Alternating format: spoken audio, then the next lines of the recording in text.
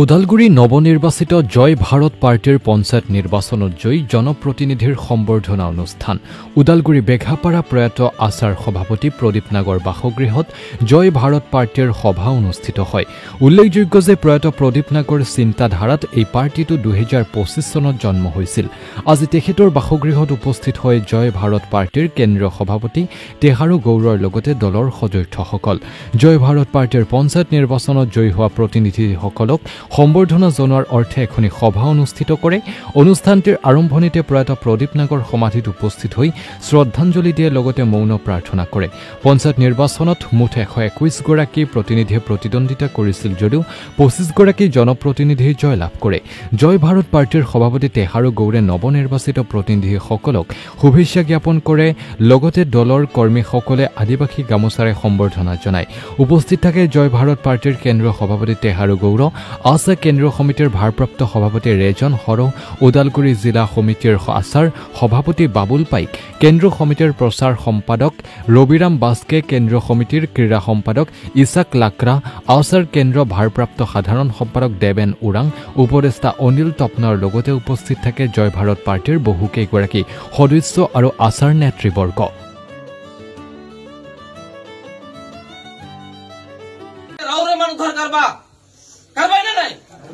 रावरे मन उधर आज से होतास नहीं होगा रावरे मन आज से लड़ाई रावरे मन छेड़ा इस जान के और ये प्रदीप नागर कहाँ से छेड़ा और आज दिखे कहबो आज हमने आशा के सेंट्रल कमेटी तो डिस्ट्रिक्ट कमेटी हमने सरकार के वोट दी हमने खोजे जबाई हमारा अधिकार के लेकिन रावरे मन जे आज से कहा तो हमने के प्रत्येक डिस्ट्रिक्ट में रावरे मन का डिस्ट्रिक्ट कमेटी होने लगी हमारा आशा के छोड़ दो।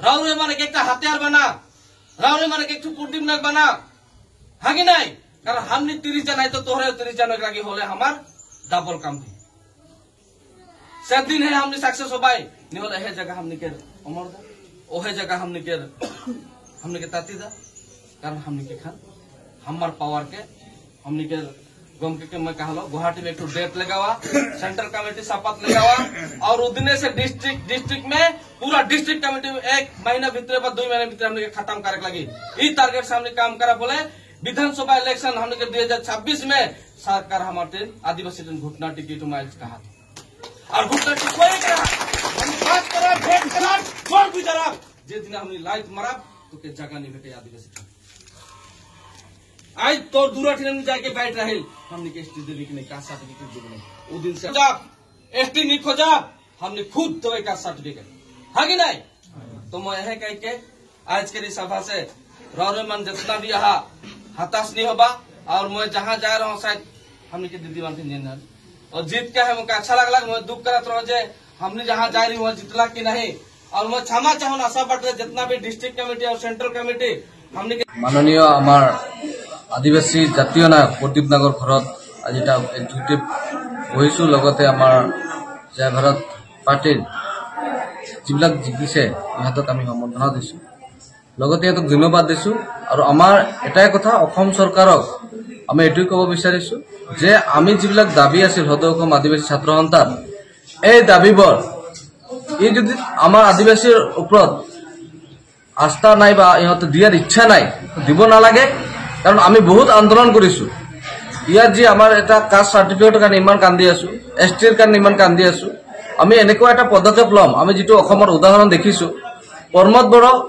छात्र आंदोलन करे छात्र नेता हय आज निजे निजर जातिक हयतो विभिन्न समस्या समाधान करि आछे आमी एनेको एटा सिद्धांत लम एनेको एटा भाबि आसु जे আজি যদি অসমক এনেকুৱা ধৰণৰ কাম কৰিলে যদি এনেকুৱা নিজৰ জাতিক নিজে সমস্যা সমাধান কৰিব পৰা যায় যেনেকৈ আমি ৰাভা আসমক দেখিলো আশুক দেখিলো আজি আমাৰ সৰ্বানন্দ সোণোৱালে আশুৰ জাতীয় নায়ক আছিল আজি নিজে এনেকুৱা এটা সিদ্ধান্ত লৈ কিনে আজি নিজৰ জাতিৰ অসমীয়া জাতিৰ এই সমস্যা দূৰ কৰিবৰ কাৰণে যদি পাৰে এনেকুৱা আমি হৃদয় অসম আদিবাসী ছাত্ৰ সন্থাই ভাবি আছো নেতৃত্বত কি হ'ব আদিবাসী জনগোষ্ঠীৰ নেতৃত্বত আদিবাসী জনগোষ্ঠী কেনেকৈ আগুৱাই যাব আমি হৃদয় অসম আদিবাসী ছাত্ৰ সন্থা মই ভাৰপ্ৰাপ্ত সভাপতি লোৱাৰ পিছত মই আদিবাসী জনগোষ্ঠীক जी अधिकार আছে এই অধিকারটো দিয়ার কারণে আমার কাস্ট সার্টিফিকেট মাটি পাট্টা এসটি এইবিলাক আমি কেনেকৈ পাম এটো নেতৃত্ব আমার লৈ যাম। দেখিবলৈ পোৱা গৈছে যে আজি আদিবাসী জনগোষ্ঠী এটা জয় ভাৰত পাৰ্টি প্ৰতিক্ৰিয়া কৰি আৰু জয়যুক্ত কৰিছে অনুভৱ কেনেকুৱা? আমাৰ অনুভব আমাৰ হুদয়কম আদিবাসী ছাত্ৰ সন্থা ও আদিবাসী জাতিয়ে ৰাইজে এইটো গঠন কৰেছে। ৰাইজৰ লগত সবে ৰাইজে আজি এইটো সঁহাৰি জনাইছে। আমি আজি 25 জন রাইজে যদি পঠাইছে হুদয়কম আদিবাসী ছাত্র আমি ইহঁতক ধন্যবাদ দিছো। আদি অসম চৰকাৰ এই বিধানসভা ভোটত বিধানসভাত যদি জয় ভাৰত পাৰ্টি ৰাইজে যদি পঠায় অসমৰ মুখ্যমন্ত্ৰী বা ভাৰতৰ প্ৰধানমন্ত্ৰী ডাঙৰীয়াই আজি আদিবাসীক যদি বুজি নাপায় ভাৰত স্বাধীন হোৱাৰ পিছত য'ত আদিবাসীসকলৰ 35টা 36টা আমাৰ MLA সিট আছিল, মন্ত্ৰী 10-12টা আছিল, MP আছিল, আজি নাইকিয়া হৈ আছে। ইয়াৰ কাৰণে আদিবাসী এটা খুব হয়তো খুব হয় ওলাই আহিছে। এই ক্ষোভটো হয়তো বিধানসভাত সিহঁতে দেখাব অসম চৰকাৰ। BTC নিৰ্বাচনত আদিবাসী জনগোষ্ঠীৰ পৰা মনোনীত প্ৰাৰ্থী থাকিব নেকি? আমি আদিবাসী জনগোষ্ঠী অলৰেডি আছে আৰু থাকিব। BTC ইলেকশ্যনতো আমাৰ যেহেতু আদিবাসীসকলক আহ্বান কৰিছো, আমি নিজৰ প্ৰাৰ্থী থিয় কৰি হলেও আমি BTC ইলেকশ্যনত যুঁজিবৰ কাৰণে আমি যোজা চলাম। কেইটা সমষ্টিত প্ৰাৰ্থী থিয় কৰিব? আমি এতিয়ালৈকে আমি এইটো স্পষ্ট কোৱা নাই আৰু এইটো আমি আলোচনা কৰাৰ পিছতহে আমি এইটো জনাম।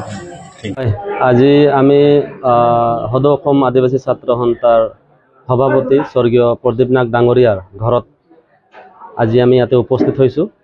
যিহেতুকে জয় ভাৰত পাৰ্টিটো তেওঁৰ চিন্তাধাৰাত গঠন হৈছিলে আৰু আমাৰ পঞ্চায়তত যিখিনি আমি প্ৰাৰ্থী আমি দিছিলোঁ 25টা জিকি আহিছে আৰু এওঁলোকক আমি সম্বৰ্ধনা জনাবৰ বাবে আমি ইয়াতে মাতিছিলোঁ আৰু প্ৰদীপ ছাৰৰ কবৰত আমি এটা প্ৰে ৰাখিছিলোঁ, শ্ৰদ্ধাঞ্জলি ৰাখিছিলোঁ।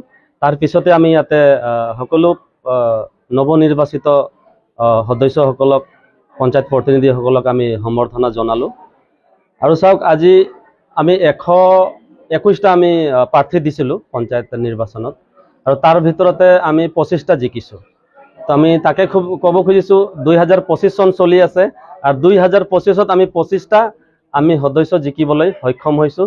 জয় ভাৰত পাৰ্টিৰ সমৰ্থিত প্ৰাৰ্থী আছিলে সদস্যসকলে আৰু আজি ভাল অনুভৱ হৈছে। আজি প্ৰথমবাৰ আমাৰ জয় ভাৰত পাৰ্টি জন্ম লাভ কৰাৰ পিছত এয়া আমাৰ প্ৰথম নিৰ্বাচন আছিলে আৰু ইয়াতে আমি প্ৰতিদ্বন্দ্বিতা কৰাৰ পিছত আমি 25টা আমি জিকিবলৈ সক্ষম হৈছোঁ। তো এইটো আমাৰ গুড চাইন বুলি ক'ব লাগিব, ভাল লাগিছে। ইয়াৰ পিছতে আগন্তুক যি BTR ইলেকশ্যন আহি আছে, BTR ইলেকশ্যনতো আমি প্ৰাৰ্থী দিম আৰু যিহেতুকে পঞ্চায়ত নিৰ্বাচন শেষ হ'ল, আমাৰ জয় ভাৰত পাৰ্টিৰ টীম অল অসমৰ পৰা গোটেই এতিয়া আহিব BTR নিৰ্বাচনত এতিয়া প্ৰচাৰ চলাব আৰু BTR ইলেকশ্যনো আমি তীব্ৰ গতিত আমি এই প্ৰচাৰ চলাই যাম বুলি আমাৰ এটা BTRত আমি 40টা সমষ্টি আছে। 40টা সমষ্টিতে আমি প্ৰাৰ্থীত্ব দিয়াৰ আমি চেষ্টা কৰিম। তাৰ ভিতৰত য'ত য'ত আমি এতিয়াতো ধৰক আমাৰ কমিটি গঠন হৈ আছে, য'ত য'ত আমাৰ কনফাৰ্ম জিকাৰ লাইন থাকিব তাতে আমি টিকেট দিম। এইখিনি আমাৰ বিধানসভা নিৰ্বাচনতো আমি এটা এটাকে আমি আগবাঢ়ি আছোঁ। পঞ্চায়তৰ পিছত এতিয়া BTR আহিলে, BTRত আমি প্ৰাৰ্থীত্ব দিম। BTRৰ পিছত আমি যি বিধানসভা নিৰ্বাচন আহি আছে, বিধানসভা নিৰ্বাচনতো আমি প্ৰাৰ্থীত্ব দিম। কাৰণ চাওক সমগ্ৰ অসমতে আমাৰ বহুত জাগাত আমাৰ জয় ভাৰত পাৰ্টিৰ কমিটি গঠন হৈছে আৰু বহুত অন্য দলৰ নেশ্যনেল দলৰ BJP হওক, কংগ্ৰেছেই হওক, AJP হওক, এইবিলাক দলৰ যি পদবীধাৰী নেতাসকলে আমাৰ লগত যোগাযোগ কৰি আছে জয় ভাৰত পাৰ্টিৰ পৰাই তেওঁলোকে খেলিব বুলি। গতিকে বিধানসভা নিৰ্বাচনত আমি বহুত জাগাত তেনেকুৱা প্ৰাৰ্থী দিবলৈ আমি সক্ষম হ'ম। জনজাতিকৰণ আদিবাসীসকলৰ জনজাতিকৰণ এটা তেওঁলোকৰ জন্ম প্ৰাপ্য বুলি ক'ব লাগিব আৰু প্ৰদীপ নাগ ডাঙৰীয়াৰ এইটো সপোন আছিলে তেওঁৰ নেতৃত্বত এই জনজাতিকৰণটো কৰাব বুলি। আৰু এইটো আমাৰ দীৰ্ঘদিনৰ সমস্যা। আজি পূৰ্বৰ পৰা যদি আমি চাব যাওঁ, আদিবাসীসকলৰ বিভিন্ন জাতীয় সংগঠন এই জনজাতিকৰণক লৈ আন্দোলন কৰি আহিছে আৰু যিহেতুকে আমি জয় ভাৰত পাৰ্টি এতিয়া ৰাজনৈতিকভাৱে এতিয়া আমি সংগ্ৰাম চলাই আছোঁ আৰু অসমৰ যি পিছপৰা জনগোষ্ঠী আছে সকলোৰে পূৰ্ণাংগ উন্নয়নৰ লগতে যি আদিবাসী জাতিটো যিহেতু অসমত সকলোতকৈ পিছপৰা আৰু আদিবাসী জাতিৰ যি সমস্যা মেইনলি জনজাতিকৰণ, এই জনজাতিকৰণ আমি প্ৰথম আমাৰ এই কামটো কৰাৰ আমাৰ লক্ষ্য আৰু উদ্দেশ্য থাকিব বুলি মই ভাবোঁ।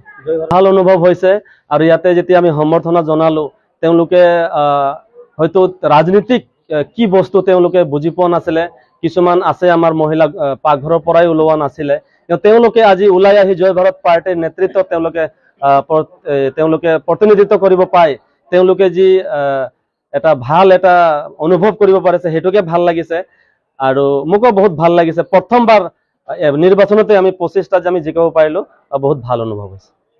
মানে মোক বহুত মই সুখী আছো কি মই এজনী ঘৰত থকা বোৱাৰী মানে হাউচ ৱাইফ, ঘৰৰ পৰা ওলাই যোৱা নাছিলো, কাৰো লগত মানে এনেকা কথা পাতিব সাহস নাছিলে, কিন্তু মই আজি ওলাই আমাৰ জয় ভাৰত পাৰ্টিৰ প্ৰদীপ ছাৰ যি আমাৰ কাৰণে কৰিছে সেইটোৰ কাৰণে ওলাই আহিছো, যে সেইকাৰণে জয়যুক্ত হৈ মোক বহুত মই ফূৰ্তিত আছো। আৰু আমাৰ জাতিৰ কাৰণে মই মানে কৰিম বুলি মই মোৰ সাহস এটা হ'ল, আৰু মই আগতেও কৰি থাকিম, আৰু যিমান পাৰিম সিমানে মই কৰিম আমাৰ গাঁৱৰ কাৰণে, আমাৰ সমাজৰ কাৰণে, যিমানো জাতি অজাতি চবৰ কাৰণে মই কৰিম বুলি মোৰ সাহসটো বাঢ়ি আহিছে, আৰু মই বহুত সুখী হৈ আহিছো।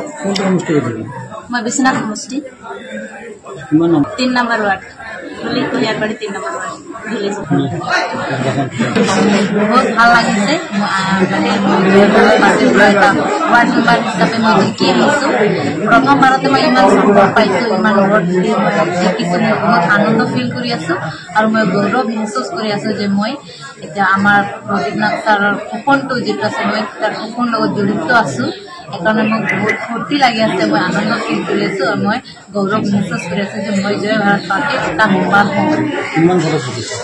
457, 455 ঢেকিয়াজুলি সমষ্টি চাপাই গাঁও পঞ্চায়তৰ 2 নম্বৰ ৱাৰ্ডৰ মেম্বাৰ। আগত যেনেকা ওলাই আহিছো, আগতে জনা নাছিলো, কিন্তু এই জয় ভাৰত পাৰ্টি যেতিয়া জইন কৰিছো বহুত মানে সাহস পাইছো, আৰু আগতো এনেকা মানে চাপৰ্ট পালে, আৰু এই কামখিনি আগুৱাই লৈ যাম বুলি মই আশা আছে, আৰু ওলাই আহিছো।